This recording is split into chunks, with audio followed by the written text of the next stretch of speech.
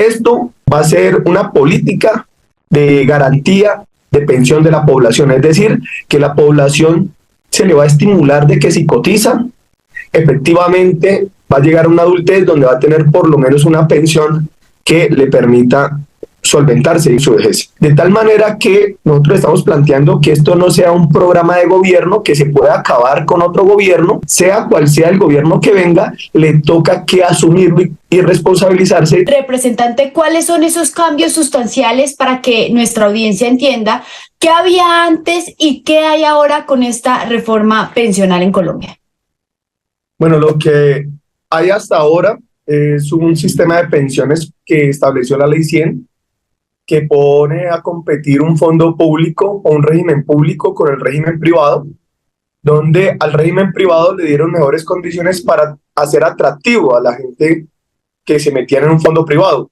Uno de esos atractivos era que se pueda pensionar con menos semanas, 1.150 semanas en el privado, 1.300 en el público.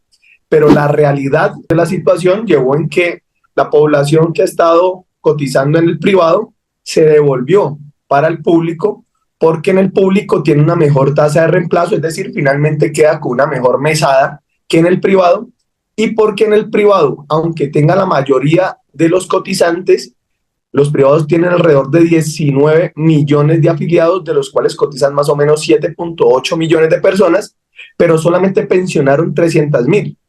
Y de esas 300.000, 170.000 lo hacían era con complementos que hacían de recursos públicos, es decir, la promesa de que el privado iba a garantizar la pensión de la población no se dio, y por el contrario, nuevamente la sociedad, con sus recursos públicos del presupuesto general de la nación, les terminó complementando las pensiones que ellos tenían que haber garantizado, de tal manera que ahora va a quedar un solo garante de pensión, que es Colpensiones, el público, y actualmente y durante todos estos años hubo subsidios a altas pensiones, personas que tuvieran pensiones de más de 10 salarios mínimos, ¿cierto? 15 millones, 20 millones de pesos terminaban siendo subsidiados por el Estado, ¿ya? Y con esta reforma se acaban esos subsidios. Los subsidios van a llegar solamente hasta cotizaciones de 2.3 salarios mínimos, y se garantiza de que toda la población que esté afiliada, que pueda cumplir con los requisitos, efectivamente tenga una pensión y no una devolución de saldos, porque la devolución de saldos, cuando usted ya está en la edad adulta, a los 65, 62 años, pues usted no se quiere volver empresario o emprendedor, usted lo que quiere es vivir la adultez en tranquilidad, y una forma de vivirla en tranquilidad es teniendo una mesada que le garantice tener el cubrimiento de sus necesidades. Así que hay dos elementos claves: se elimina la competencia entre un régimen público y privado, se establece un régimen público que le va a garantizar a la población las pensiones, y tenemos la posibilidad pues de otros temas que seguramente ahora hablaremos, como por ejemplo la prestación anticipada de vejez, lo que va a corresponder el pilar solidario y el semicontributivo, que no va a ser una política de gobierno sino de Estado, que bueno, me imagino que en unos minutos hablaremos de eso. Así es, representante. La pregunta común es: ¿cuándo empieza a regir esta reforma y cómo se ha preparado el gobierno nacional para que se empiece a implementar, y también para darle claridad y tranquilidad a las personas que hoy están cotizando en los fondos privados? Eso fue una disputa grande de controversia al interior del Congreso, cuál era la vigencia. Algunos colegas muy astutos o muy interesados en protegerle de manera solapada los intereses a los fondos privados, y saben ustedes que los fondos privados son propiedad de los bancos, pues lo que querían era que se prolongara más el tiempo de vigencia, con dos propósitos. Uno, porque seguirían los bancos captando mensualmente las cotizaciones de los trabajadores y trabajadoras, y eso al año son billones de pesos, son más de 28 billones de pesos, de tal manera que le estaban dando la posibilidad a los bancos, si prolongaban más del tiempo que habíamos acordado en Senado, pues la posibilidad de que le dieran un regalazo de billones de pesos a que ellos siguieran manejando en sus propios bancos.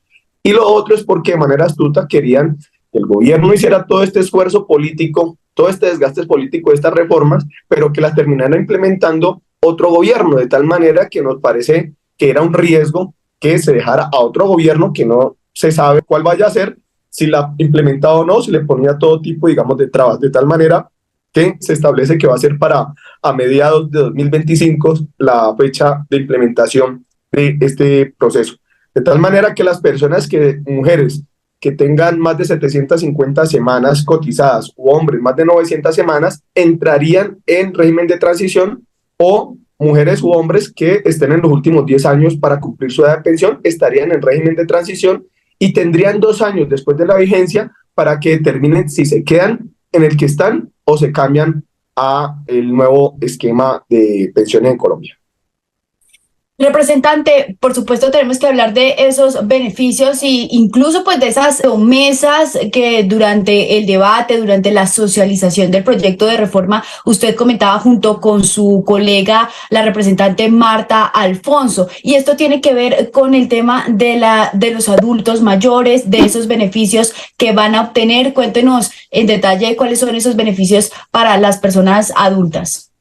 Bueno, entonces sepa la población que ya no vamos a tener una competencia entre un régimen público y un privado, porque el privado finalmente no pensionó y cuando pensionaba terminaba pidiendo recursos públicos para que complementaran las pensiones que ellos tenían que garantizar. Hoy solamente va a haber uno y la gente prefirió venirse al público, que era Colpensiones, porque sentían que tenía más garantías.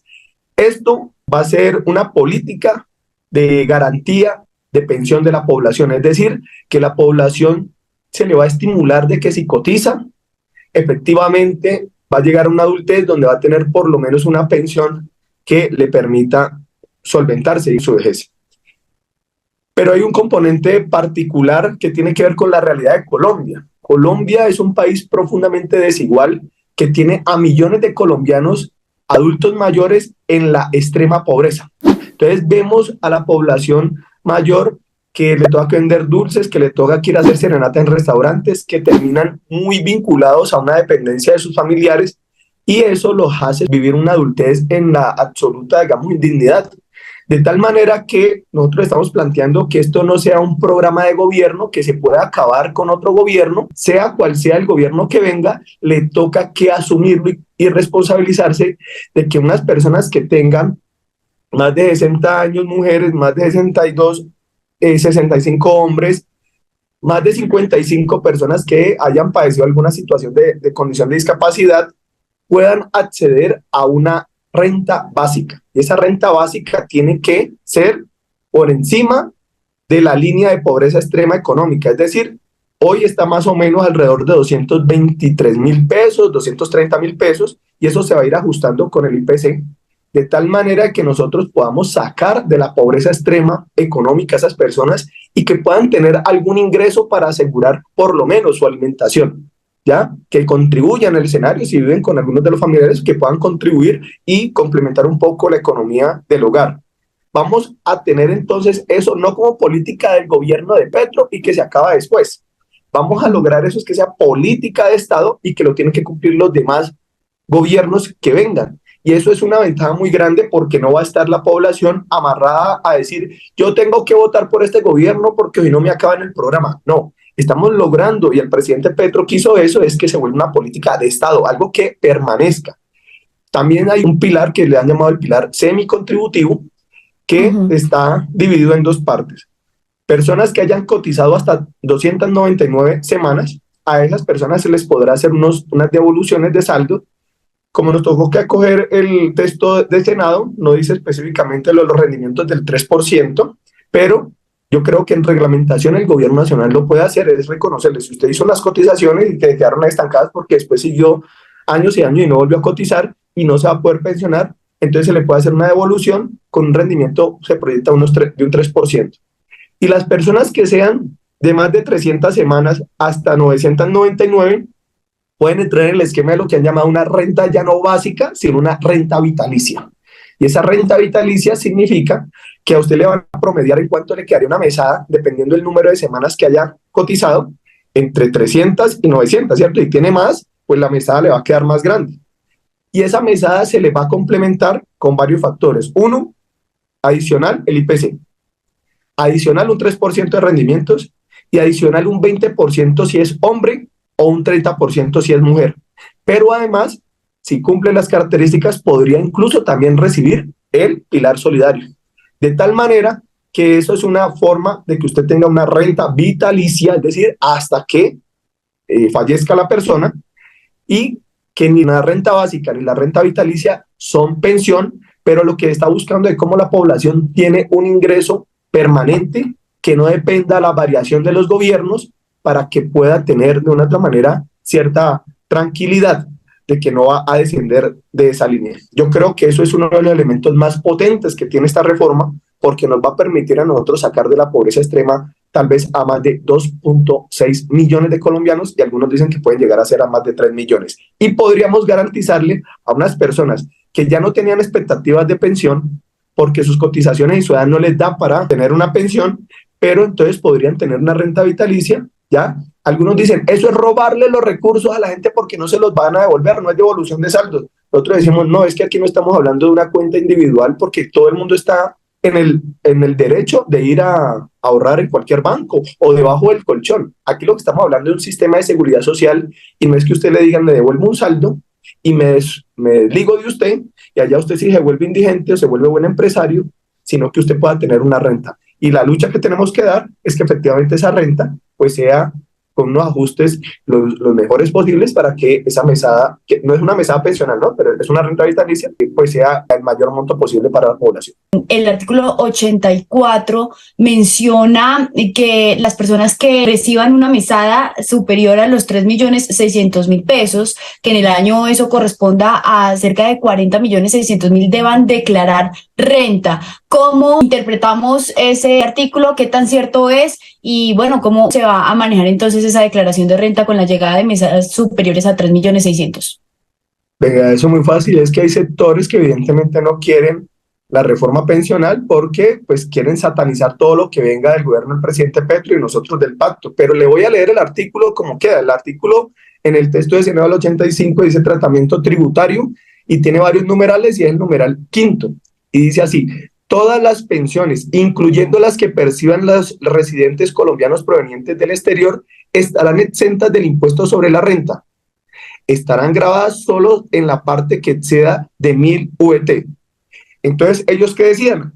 Es que hay pensiones de 1.000 VT al año. Entonces, si usted hace al año, entonces le da que al año son 47 millones. Y si lo divide por 12 meses, ¿cierto? Entonces le daba pensiones más o menos de 3.500.000, más o menos de eso, ¿cierto? 3.500.000, 4 millones. Pues eso es una especie de astucia para generar todo tipo de ruidos y llenar de indignación a las personas pensionadas que tengan ese ingreso, porque dicen, ¿cómo así que Petro me puso un impuesto? Que el pacto histórico, que el Congreso. No, no es cierto. Queda claro que cuando hablamos de pensión, hablamos de mensual, ¿ya? Mensual. Y 1.000 VT, cada VT está hoy calculada en 47.000, algo más. Si es por 1.000, serían 47 millones. Es decir, serían un gravamen, pero para pensiones de más de 47 millones de pesos mensuales. O sea, imagínense, colombianos, aquí hay personas que tienen pensiones de 47 millones de pesos y las terminaba subsidiando el Estado y los impuestos de la ciudadanía. Entonces se plantea que esas van a tener un impuesto, pero no es cierto que sea ese cálculo por el año, sino el mensual. Por lo tanto, son pensiones de 47 millones, no hay lugar a equivocación. Muchos jóvenes hoy dicen que no piensan en la pensión de ellos, sino en la de sus padres. Con esta reforma, ¿podríamos pensar en la pensión nosotros los jóvenes de 20, 25 años?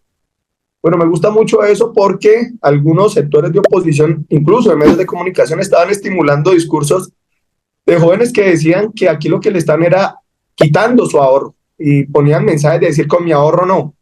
Pero en buena medida lo que estaban estimulando estos jóvenes era un criterio, digamos, regresivo, es decir, estamos volviendo a unas lógicas en las cuales no existiera la solidaridad.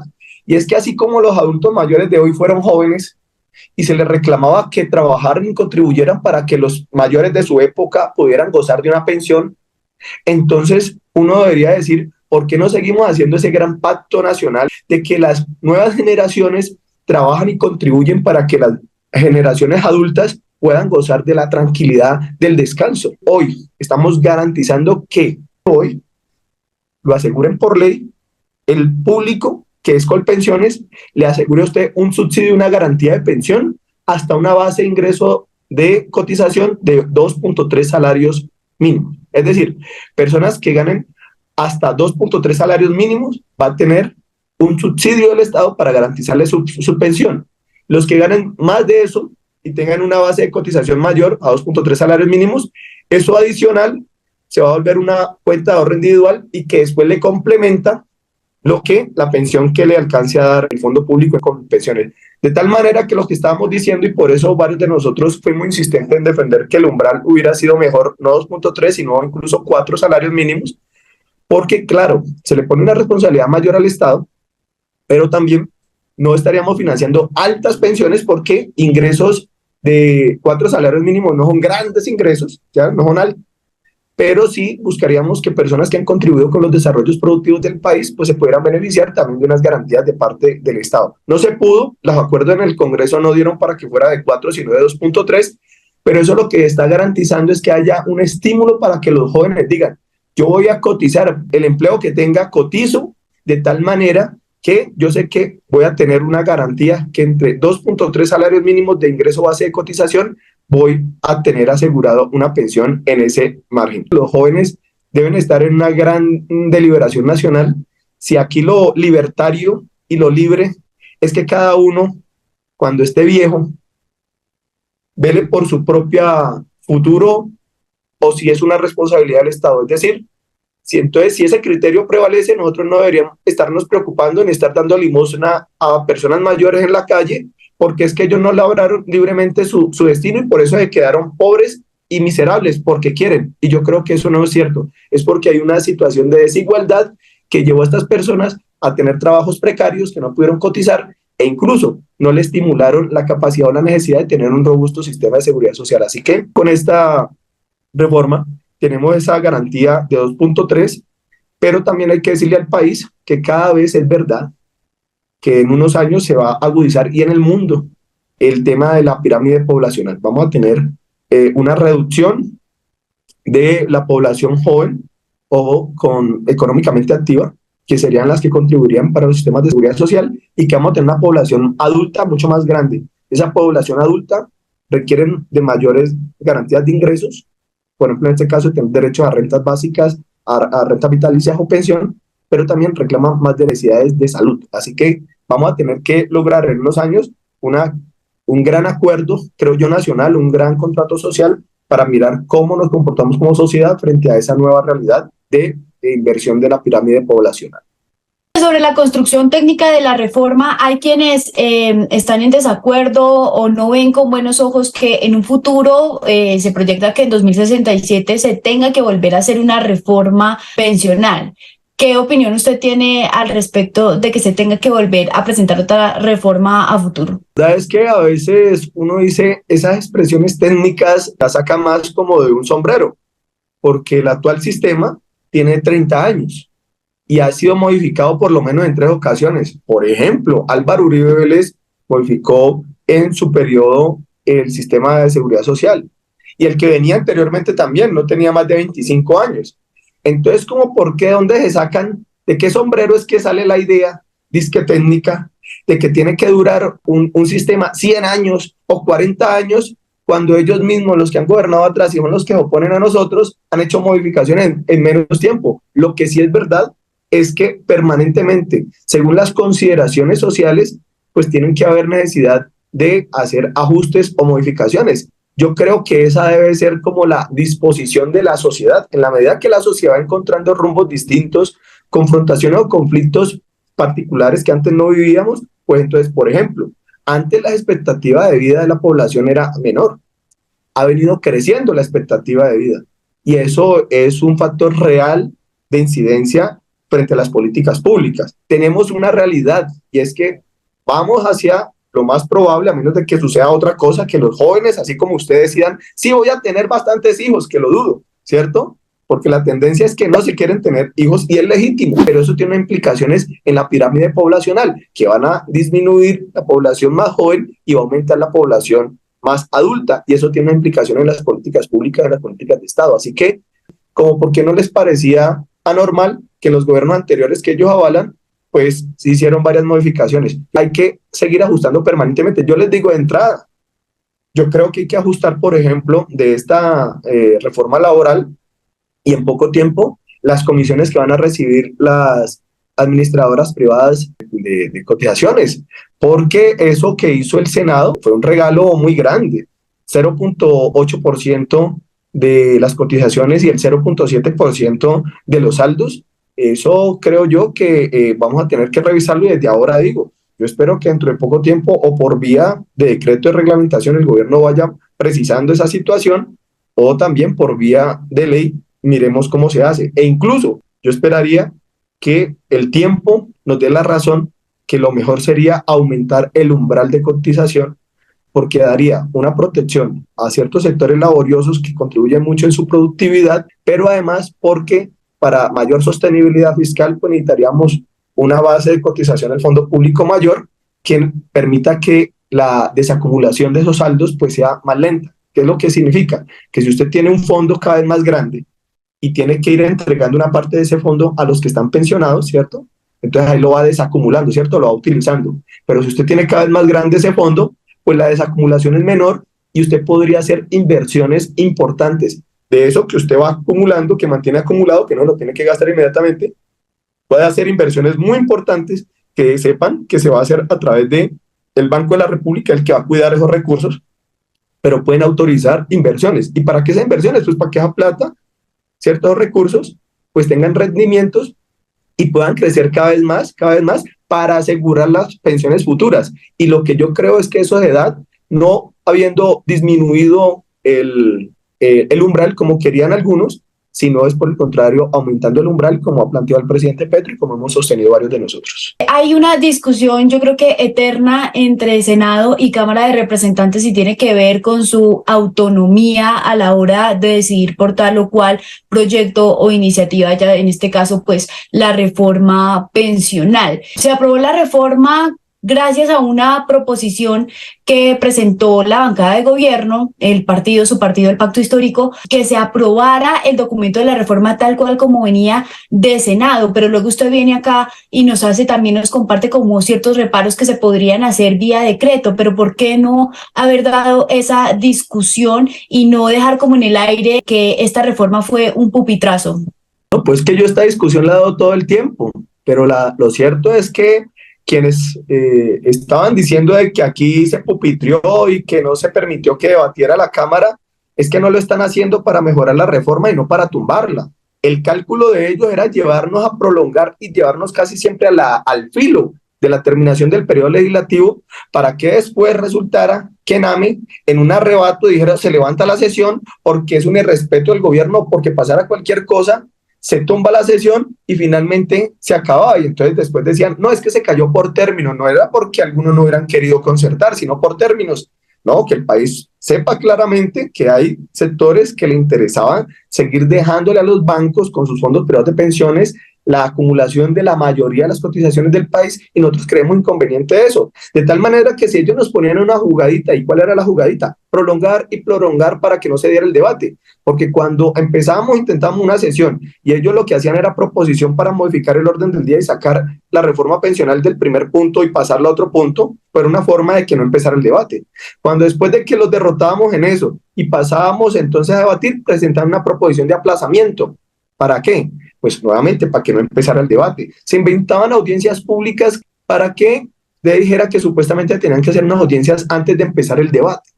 Se inventaron por allá en Comisión Séptima de Cámara una solicitud a un juez de la República que para que les diera más tiempo para ellos poder presentar su ponencia negativa, es decir, más tiempo para no iniciar el debate. ¿Ya? Pero también les quiero decir a la ciudadanía qué ha dicho la Corte Constitucional sobre la garantía de debate. Ellos la vinculan sobre el principio de publicidad. No plantean de que hubo debate o no, si hubo más número de congresistas que hablaron, o si hablaron más tiempo, o duraron más días hablando. No, porque es que el país también sabe, aquí hay proyectos de ley que a veces no presentan ni siquiera en ponencia, la ponen en consideración, nadie opina, se vota y pasa el proyecto de ley. Y en ningún momento se ha caído ningún proyecto de ley por eso. Entonces, ¿a qué vincula la Corte Constitucional el debate? Es al principio de publicidad, ¿ya? Al principio de publicidad. Y esta ponencia del Senado de la República se publicó el 29 de abril, es decir, la Cámara de Representantes del país conocían esta ponencia de Senado hace 45 días, así que no podrían decir que se sorprendieron ahora porque apenas la conocían, ¿ya? Pero además, porque nosotros estuvimos en Comisión Séptima también discutiendo y hubo varias proposiciones, incluso de congresistas que no hacían parte de la comisión. Entonces nadie puede decir que no hubo debate porque se está cumpliendo el principio de publicidad, que es con lo que vincula la Corte Constitucional de que efectivamente haya habido debate. Representante Alfredo Mondragón, muchas gracias por darnos pues estas claridades al respecto de lo que será la implementación de la reforma pensional del gobierno del cambio, del gobierno de Gustavo Petro. Y para finalizar, representante, ¿qué otras reformas se vienen? ¿Qué han pensado alrededor del tema de salud? Sabemos que están discutiendo ley estatutaria de educación, pero ¿cómo se prepara entonces el proyecto con este logro y con lo que viene para el Congreso en la próxima legislatura? Quisiera que el Senado de la República acogiera la ponencia de la Cámara de Representantes en Ley Estatutaria de Educación, que por supuesto tuvo muchas modificaciones y tuvimos que ceder muchos elementos, pero que creo yo que da un paso hacia adelante en materia del derecho fundamental a la educación, que realmente distorsionó esa enmienda que hicieron en la Comisión Primera de Senado. Y lo de salud, pues yo espero, y lo anunció el presidente Petro, en comienzos de la próxima legislatura, tengamos nosotros el nuevo proyecto, un proyecto que es más pequeño, pero que ha sido concertado incluso con varias EPS del país, incluso con la EPS Sura, que ha sido la de mayor controversia en los últimos días, las últimas semanas. Las EPS necesitan esta reforma porque si ellas siguen con el esquema actual de que las ubica como aseguradoras, pues están demostrando que como aseguradoras tienen que cumplir unas condiciones de habilitación que se llaman capital mínimo, patrimonio adecuado, régimen de inversión de reservas técnicas, y la historia ha demostrado que no lo han cumplido y por eso la han liquidado. De tal manera que la misma reforma les puede servir para que ellas transiten a otro esquema de administradoras, no de aseguradoras, y podamos lograr de que no sean ellas las que manejen los recursos, ni manejen los recursos para generar rentabilidad, sino que contribuyen ese al derecho fundamental a la salud. Así que, bueno, está servida aquí la discusión y esperamos que el Congreso de la República no sea inferior a la realidad política general del país y particularmente a los anhelos del país de tener reformas sociales. Muchas gracias.